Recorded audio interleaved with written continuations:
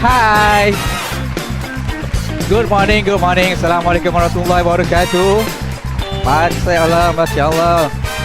Amazing. Siapa ada dalam bilik ini? Hai Aidil, Aida Zawawi, Adlina, Abu Ubaidah. Good morning, Anis. Siapa lagi tu? Yeah. Welcome. Amazing. Tengok ni. Pentas ni merah-merah tengok tu. Oh, amazing kan? Ini semua adalah kerja tim kita di belakang tabir. So thank you very much. Alright, keluarkan saya punya ni. Saya punya slide, sorry. Belum keluar lagi slide. Okay, Alhamdulillah hari ini ialah julung-julung kali kita membuat virtual KBS ni. Kita sebelum ni tak pernah buat benda ni. So anda nampak kelainannya, apa yang kita ada di skrin anda sekarang ni. Thanks kepada teknologi, kerana teknologi membolehkan kita buat benda-benda seperti ini. Walaupun kita tidak dapat bersama seperti biasa pada sesi-sesi KBS sebelum ini, tapi kita hari ini kita sudah boleh dapat bersama, kita berkongsi ilmu dan juga pengalaman seperti mana kita selalunya buat pada setiap KBS. Alright, tajuk saya pada kali ini ialah Megatrend. To know your future,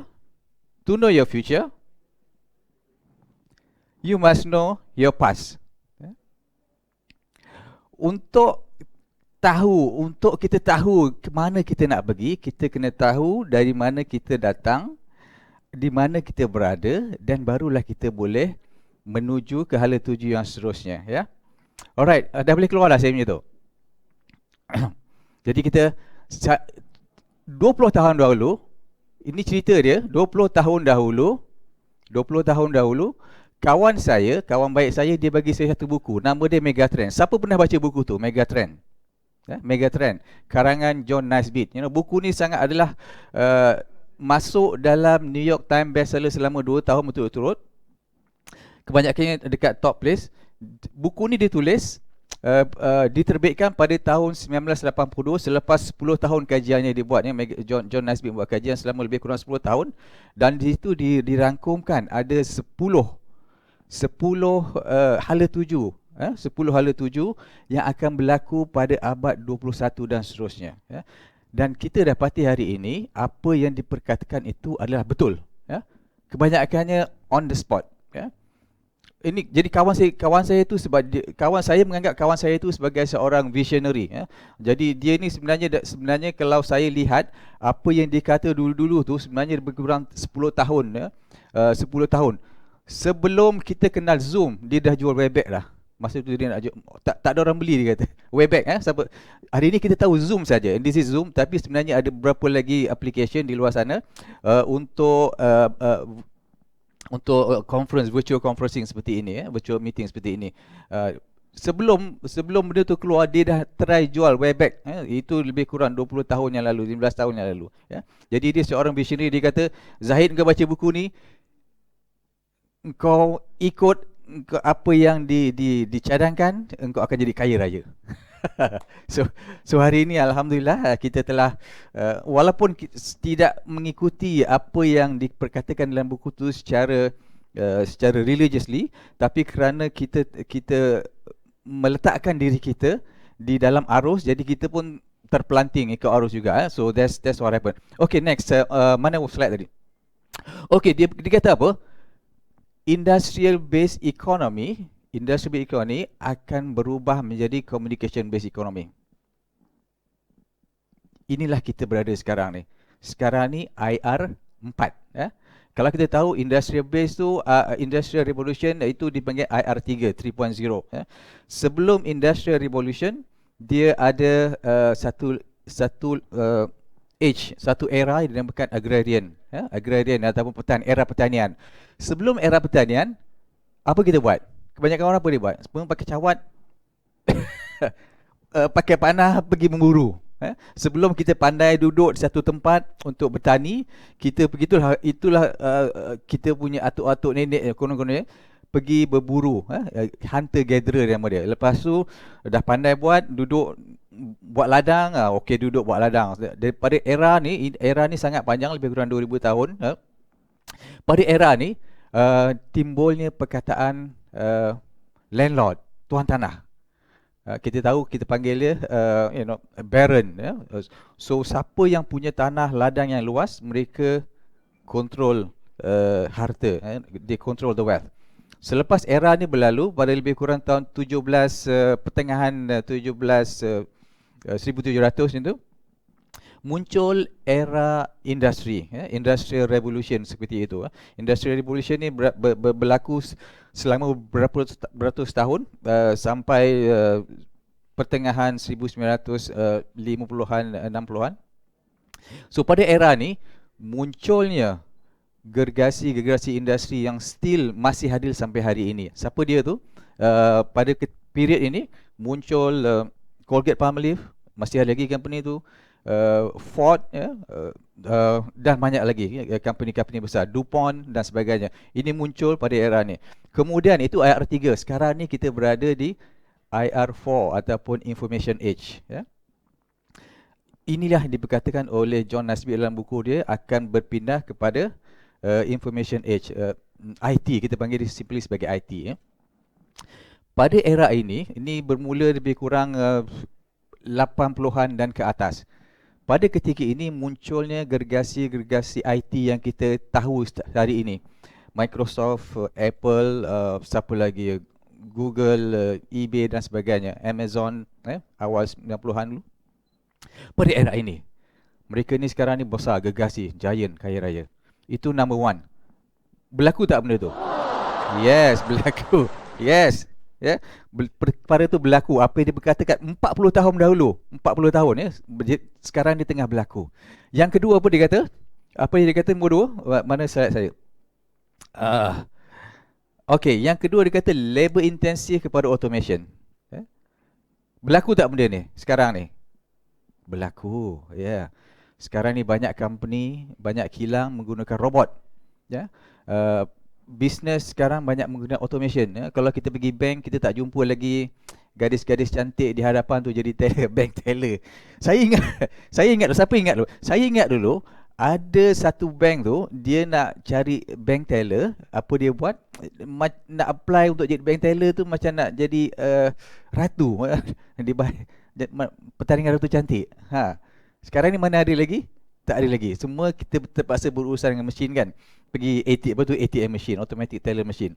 Tak ada lagi manusia di hadapan tu, ya. Kebanyakannya kena berurusan dengan mesin. Kalau kita memandu di lebuh raya, dulu ada orang hulur tiket. Gadis cantik hulur tiket, sekarang tak ada lagi. Betul tak? So ini adalah perubahan-perubahan yang berlaku, dan ini telah diperkatakan dalam buku tu 40 tahun dahulu, ya. Dia kata daripada labor intensif kepada automation. Semua kali jadi bila ini berlaku, ramai orang kehilangan pekerjaan, ramai pekerjaan akan loss, ya. Itu yang kedua. Saya tak bercadang untuk pergi detail tentang perkara ini, tapi anda faham apa yang berlaku sebenarnya, apa yang diperkatakan 40 tahun dahulu, hari ini kita telah melihatnya, betul-betul berlaku. Yang ketiga, apa yang ketiga? What is number 3? Apa yang diperkatakan oleh economic isolation kepada economic interdependence, ya. Hari ini kita tidak boleh jadi katak bawah tempurung. Kalau kita ada produk, kita tak boleh jual kepada adik-beradik kita, tak boleh jual kepada jiran-jiran saja. Kita kena jual kepada seluruh dunia. Kita kena, market kita mestilah borderless. Untuk kita survive, untuk kita hidup, untuk kita jadi besar, ya. Kita tak boleh lagi jual kepada orang persekitaran kita. Sebab tu dikatakan benda tu kena global, jadi global economy. Sebab tu bila kita tengok negara-negara yang dulu mengamalkan pintu tertutup, ya, kebanyakan negara komunis, macam China pun baru start opening mungkin dalam sekitar 80-an baru dia buka bordernya. Tengok apa yang berlaku sekarang ni, dia menjadi kuasa ekonomi. Segala benda yang kita ada ni kebanyakannya dibuat di sana, di China, ya. So, Vietnam pun sama juga. Kita tak boleh lagi melimitkan kita punya pasaran hanya kepada lingkungan kita saja. Jadi pasarannya adalah global sekarang ni. Betul tak? Ya? Jadi kita daripada lokal kepada global economy. Dan yang itu yang jadi tidak ada negara yang boleh boleh jadi besar, boleh jadi maju kalau dia hanya berbisnes antara dirinya sahaja. Okey, yang ni interesting centralization kepada decentralization. Zaman dahulu kalau kita nak bekerja, kita nak income, kita terpaksa mengharapkan ada satu employer, ada satu big company. Di situlah tempat orang bekerja, dapat income. Kalau company tu tak ada, kita tak boleh nak buat apa dah. Sama ada government ataupun company. Tapi sekarang ni tidak lagi macam itu. Kerana dia kebanyakan orang yang bekerja di company-company besar tu, termasuk saya sendiri pada ketika itu pun, kita mengalami fasa disillusion. Maknanya kita apa benda kan, kerja kuat-kuat untuk mengkayakan orang, just tidak kepuasan. Jadi itu sebenarnya spur entrepreneurism, orang berbisnes sendiri. Jadi kita tak perlu bekerja dengan company besar, bekerja dengan kerajaan untuk kita generate income. Peluang tu sangat luas, dia kata, decentralized. Satu itu makna pertama. Makna kedua, boleh juga dinyatakan kalau dulu kita terpaksa pergi office, kita terpaksa pergi tempat designated workplace, kilang ke apa. Tapi sekarang ni tengok, kita bekerja di rumah, betul tak? Siapa yang bekerja di rumah? Type 1. Siapa bekerja di rumah? Kita tak pergi office lagi, kita operate daripada rumah. Yes, bekerja di rumah. Everybody, yes. Kita bekerja di rumah. Decentralized. Kalau dulu terpaksa pergi office, kita clock in semua kali, sekarang tak ada lagi dah. Kita ada device, kita ada alat, kita boleh buat kerja dari rumah, boleh generate income. So there is decentralized sekarang ni. Dulu daripada centralized kepada berlaku tak sekarang ni? Berlaku, yes, berlaku. Dan yang ketiga dia kata apa? Yang kelima, yang terakhir, dia kata nanti pada abad ke-21 dan ke atas nanti, biologi dan medicine akan mengambil alih kepentingan dia, take over daripada fizik. Fizik ni is electronics. Electronic basically is fizik, benda-benda yang teknologi. Apa maksud biologi di sini? Biologi adalah medicine. Biologi ni bersangkut paut dengan diri kita, betul tak? Maksudnya dia health and wellness. So health and wellness later on dalam abad ke-21 akan menjadi sangat penting, akan jadi industri yang besar. Jadi siapa-siapa yang melihat, siapa-siapa yang mengambil tindakan apa yang telah diperkatakan pada 40 tahun dahulu, beruntunglah mereka. Okay, next. Itu apa yang diperkatakan. Jadi hari ini kita boleh tengok, this is open book. Hari ini global wellness industry adalah 4.5 trilion, bukan billion, trilion. So ini termasuk, of course ni general, ini termasuk gym and then spa dan food supplement dan sebagainya. Anything yang menyumbang kepada wellness bernilai 4.5 trilion dollar. So a lot of money. Ini kalau kita pergi keliling, pergi bulan 1000 kali pun boleh, trilion. Lepas tu apa dia? Global network marketing industry adalah 190 billion. What? Industry. Dan yang ketiga, antioxidant. Antioxidant market adalah 4.1 billion sekarang ni. Dan diprojected kepada 4.5 billion dalam masa tahun depan, sampai 4.5. Kenapa antioxidant ni? This is interesting. Nanti benda ni akan disentuh dengan lebih mendalam lagi pada sesi yang seterusnya selepas ini. So anda jangan ke mana-mana. Kerana apa? Kerana kebanyakan produk yang masuk ke market sekarang ni, anda boleh tengok dekat botol dia, dekat label dia, apa dia kata? Antioxidant, antioxidant, antioxidant. Jadi melambangkan antioxidant itu adalah benda yang sangat-sangat penting, sangat-sangat penting. Kerana apa? Especially now, terutama masa sekarang ni. Of course antioxidant tu kita boleh dapat dari vitamin C, vitamin E dan berbagai sumber lagi yang ada antioxidant.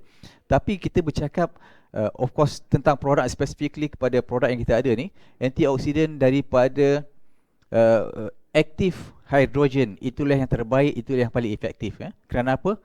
Nanti dia akan di-explain. Kerana terbaik antioksidan, dan kita sudah ada device yang boleh mengeluarkan antioksidan ya. Kita tak perlu lagi makan banyak buah-buahan sayuran untuk dapatkan antioksidan. Of course kita perlu benda lain daripada buah-buahan sayuran tu, tapi dari segi sudut antioksidan tu, kita boleh buka pipe saja, tadah gelas, zam, kita minum antioksidan. Antioksidan sangat penting dalam masa sekarang ni, especially untuk menguatkan kita punya antibody immune system ya. Alright, siapa ada dalam bilik ni? Afiq, hai Afiq, Adlina, ya. Yeah. Alright. So antioksidan sangat penting. Jadi apa yang kita ada ni, yang kita ada sekarang ni, next slide. Apa yang kita ada sekarang ni? Next slide. Next slide. Okay, apa yang kita ada sekarang ni ialah Energic Kangen Water, business dan produk of the future. Tapi available sekarang. Ya. Tapi kita boleh get on the business, kita boleh merasakan kebaikan air itu sekarang. It's available now. This is actually untuk the future, tapi sekarang ada. Okay, next. Kenapa kangen water energy ni? Kenapa? Why? Kerana itu adalah new technology, you know. Kita tidak lagi bercakap tentang water filter.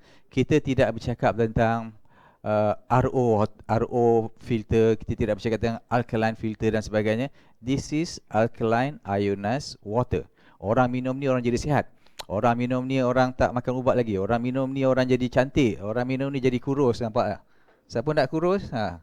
Tengok ni. Minum kangen water banyak. Jadi kita ada banyak kawan-kawan kita minum. So ini new technology. Walaupun di Jepun benda sudah 30-40 tahun, tapi di seluruh dunia sebenarnya teknologi masih lagi baru. Jadi it's new technology. Why?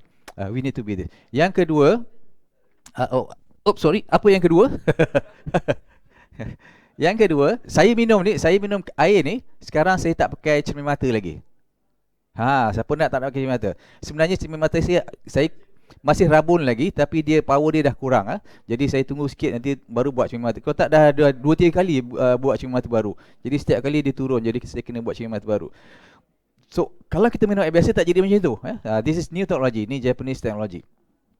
Yang kedua, kenapa? Kerana dia medical grade. Kita ada ISO 13485, kita di endorse oleh JAPA dan juga di license oleh Kementerian Kesihatan dan Welfare Jepun, Kementerian Kesihatan sama macam KKM kita. License medical device, maknanya pembuat barangan perubatan. Kita mesin ni bukan medical device, suruh kena ingat, bukan medical device, tapi cara dibuat tu sama standard dia dengan pembuatan medical device. Sangat tinggi standard dia. So mereka namakan saya satu mesin dalam dunia ni yang ada benda ni tiga-tiga ni. Tak ada. No, none. Zilch. Yang ketiga, ini adalah kita namakan dia miniature factory. Factory yang dikecilkan. Tu dia. Factory, miniature factory. Setiap satu perkara di situ, tengok, setiap satu perkara di situ, disinfectant. Penting tak disinfectant sekarang ni? Sanitizer penting tak? Itu adalah satu industri by itself. Adalah industri pembuatan disinfectant ataupun sanitizer. Satu industri. Kemudian satu beauty. Beauty adalah industri yang besar. Satu industri by itself. Satu lagi cleansing. Juga satu industri by itself. Selain daripada minum, pembuatan air minuman. Itu one industry by itself. Tapi kita ada satu device yang boleh buat semua ni. Dengan picit button je. Sebab tu kita tak namakan dia mesin, kita namakan dia kilang. Kilang air yang boleh buat macam-macam. So this is not just a machine, not device. This is a factory, miniaturized factory. Daripada besar, kecilkan factory itu. Okay, next. What's next? Sekarang ni next slide. Okay, network marketing. Saya dah kata tadi, network marketing, this is a huge business. Yang industri yang kita terlibat ni, kita terlibat dalam network marketing. Network marketing 190 billion. Dan last year pada tahun 2018, industri ni membayar lebih kurang hampir 80 billion kepada pemain, players dia, orang yang terlibat dalam bisnes ni. So bila kita bersebut networking sebenarnya melambangkan entrepreneurship. Ya.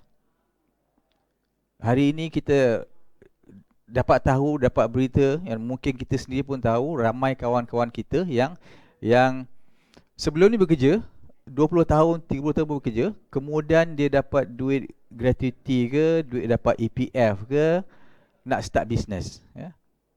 Dalam masa 3 bulan, dalam masa 6 bulan lingkup, ya. Kau tak pernah buat business, dapat duit selempuk nak buat business, habis lingkup, ya. You have no experience. Jadi network marketing ni adalah the best platform untuk kita mulakan bisnes. Sebab tu yang tadi tu dia punya mega trend tadi tu dikata apa? Entrepreneurism. Maknanya orang keluar, dia nak buat something, tapi kebanyakannya yang buat tu silap sebab dia tak ada pengalaman, dia tidak ada skill, dia lingkup.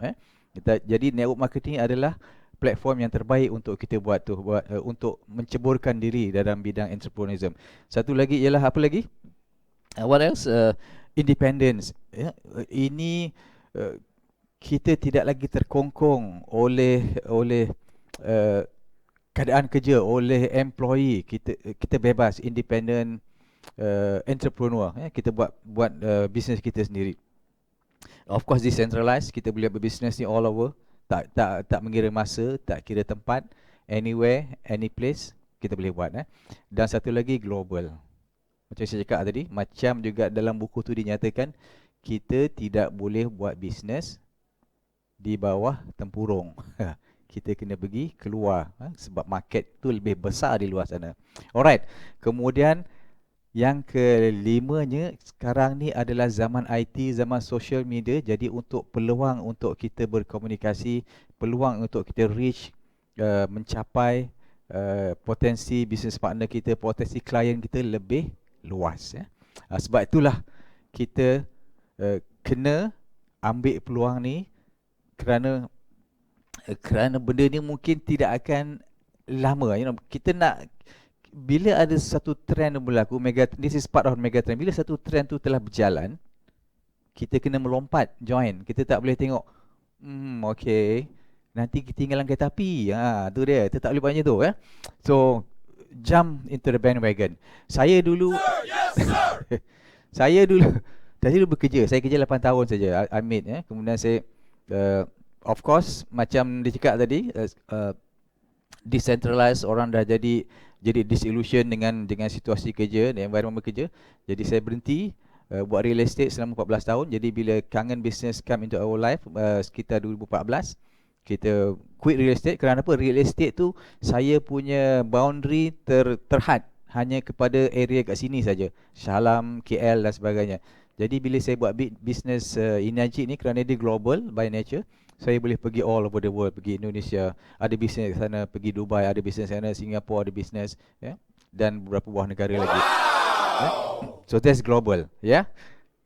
That's why you need to come and do this business in Najib, ya. Because apa yang diperkatakan 40 tahun lalu berlaku sekarang ni. Dan Inajik adalah at the forefront. Dia menyentuh tentang kesihatan, health, ya. Not health, health and wellness, ya. Dia menyentuh kepada new technology, dia menyentuh tentang global business, dia menyentuh tentang network marketing, ya. Semua kalau anda ada 10 20 list tu semuanya tick. Yes, betul. Ia menepati. Dia independent, kita tidak terikat dengan company. Yes, menepati, tick, ya. So jangan lepaskan peluang ni. Anda telah melihatnya di sini. Jangan ke mana-mana, kerana selepas ni ada awesome session di mana anda akan belajar lebih secara mendalam lagi apa itu sebenarnya kangen mesin, kangen water dan sebagainya, ya. Okay, next. Saya rasa saya sudah hampir sampai di penghujung. Jadi pesan saya, the future belongs to those who see opportunities and act upon them, ya. Jangan kita hanya tengok, pandang, angguk, lepas tu kita miss the opportunity, to do something, to earn something. Okay guys, itu saja daripada saya. Kalau anda, kita ada awesome sampai satu hari ini dan juga besok, full day. We just make it a full day, 2 day session, di mana kita nak bagi ilmu, nak bagi apa yang kita ada kepada anda semua, supaya anda juga dapat melihat apa yang kami lihat. Okey, itu saja daripada saya. Assalamualaikum warahmatullahi wabarakatuh. Stay safe.